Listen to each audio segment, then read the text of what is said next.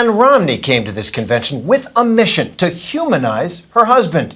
And Governor Chris Christie of New Jersey threw his considerable political weight into the mix with a speech that fired up the delegates here. They might need it. Right now, Mitt Romney remains a vague and frankly unappealing candidate to many voters. The latest ABC News Washington Post poll just out tells the grim tale. Romney's got the lowest personal popularity of any presidential candidate in decades. 40% of Americans view him favorably. 51% have got an unfavorable opinion of him. That's worse than Mike Dukakis, worse than Al Gore, worse than Jimmy Carter. So the stakes were very high when Ann Romney stepped out on that stage tonight. The United States, Ann Romney. She came to the podium cheered by delegates who clearly adore her and understand how crucial she is in this campaign. What a welcome! And she had a story to tell them, a love story. I want to talk to you tonight about that one great thing that unites us. Tonight, I want to talk to you about love. This was a strong, confident woman reaching across the big gender gap in this campaign with a direct appeal to the broad American sisterhood. We're the mothers. We're the wives. We're the grandmothers. We're the big sisters. We're the little sisters, and we are the daughters. I love you, women! The message of this speech was simple and unusual in politics. I fell in love with Mitt, she was essentially saying, you can too. He was tall, laughed a lot. He was nervous. Girls like that. It shows a guy's a little intimidated. He was nice to my parents, but he was also really glad when they weren't around.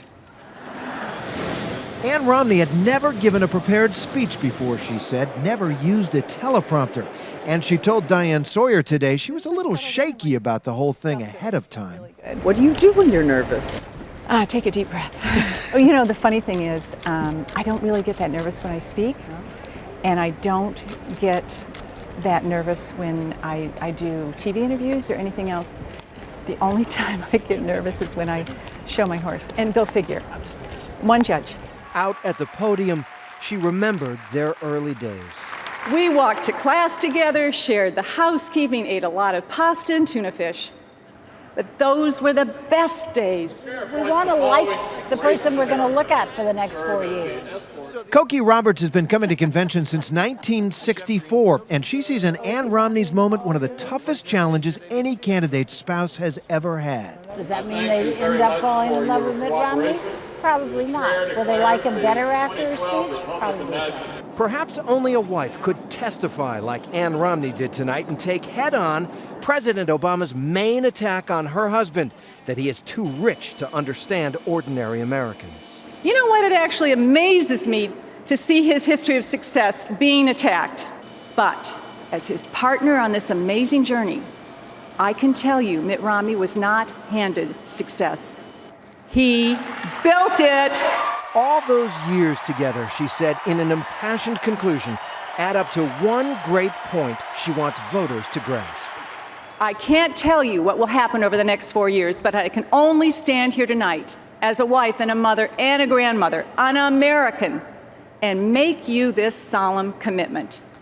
This man will not fail.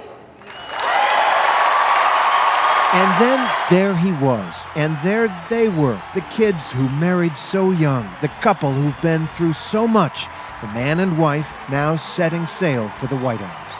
And so the love story ended, and it was the Jersey boys' turn. Governor Chris Christie of New Jersey, they love him in this party. But what he offered them was very, very different from Ann Romney. Tough love. But our leaders today have decided it's more important to be popular, to say and do what's easy, and say yes rather than to say no, when no is what is required. Tonight, we're going to choose respect over love. See, we're not afraid. We are not afraid. We're taking our country back. And Christie gave them red meat, too. We believe in telling hardworking families the truth about our country's fiscal realities, telling them what they already know. The math of federal spending does not add up. Here's their plan. Whistle a happy tune while driving us off the fiscal cliff, as long as they are behind the wheel of power when we fall. The delegates roared their approval. Christie's in-your-face style fits the mood of this party perfectly right now. Confrontational, a little ticked off maybe, looking for a leader. So when Mitt Romney emerged to join Ann earlier, how many of them were still wondering, is he the one?